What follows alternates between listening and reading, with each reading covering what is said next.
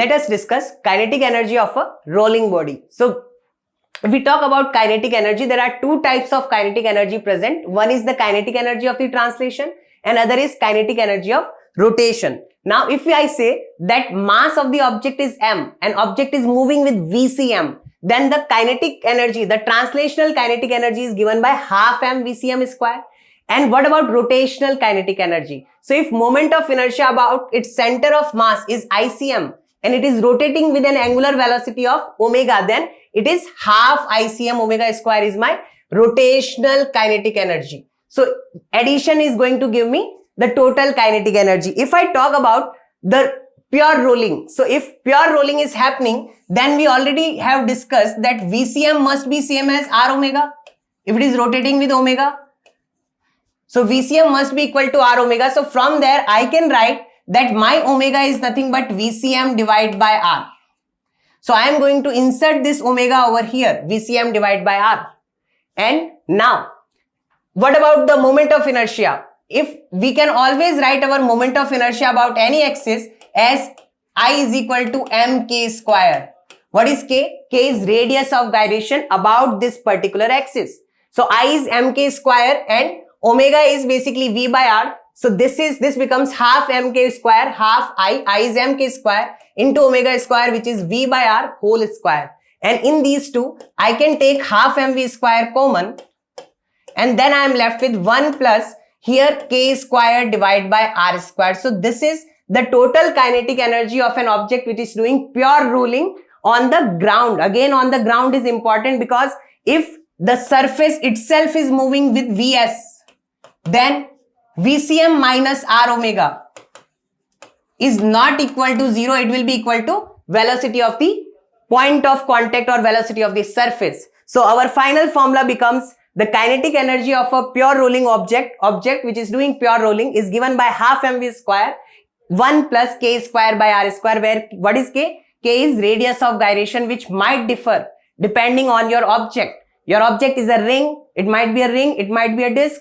it might be a solid sphere, hollow sphere, or it might be a solid or hollow cylinder. Depends on that, the k value will change, but the overall formula will remain same. So this V is nothing but velocity of center of mass, and this k is the radius of gyration about an axis which is passing through its center.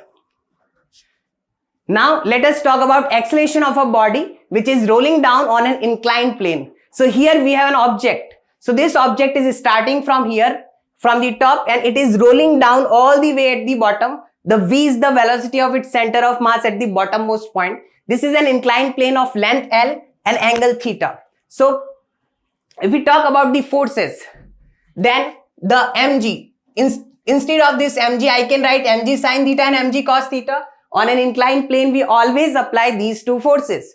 There will be a friction acting in that direction. We'll come to that point. There is a normal which will equate the mg cos theta, and this mg sin theta will be bigger than friction, due to which it will get an acceleration a in this direction.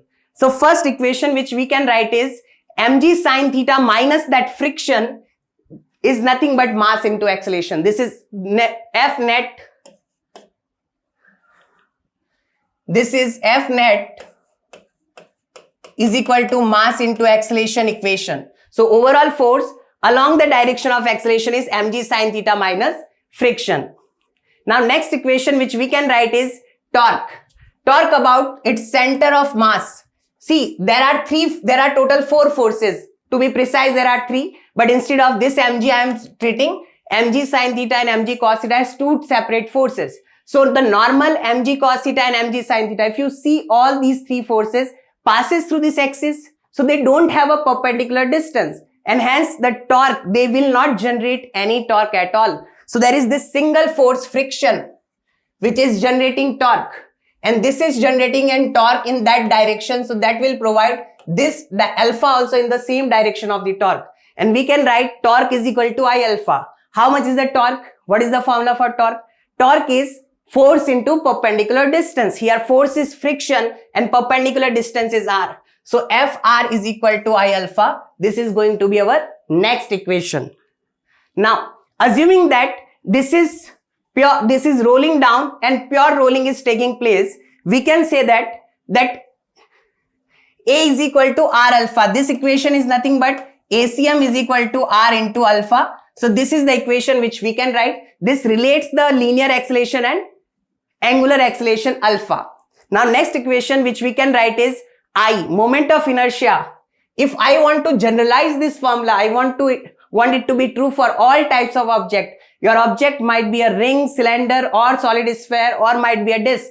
So if you want to make it a general formula, we can write I is equal to mk square. So here I am solving it for acceleration. Once you solve all these four equations, this is what we get. The acceleration of the entire object, the linear acceleration, comes to be g sine theta by 1 plus k square by r square. In the case where this is a block which is not rotating, it is just coming down, we get what acceleration? Acceleration is g sine theta.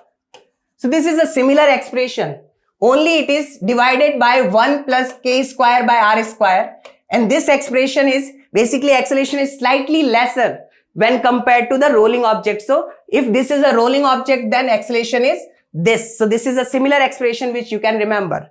Now these two formula for velocity and time, the time it takes to come down and the velocity which it has.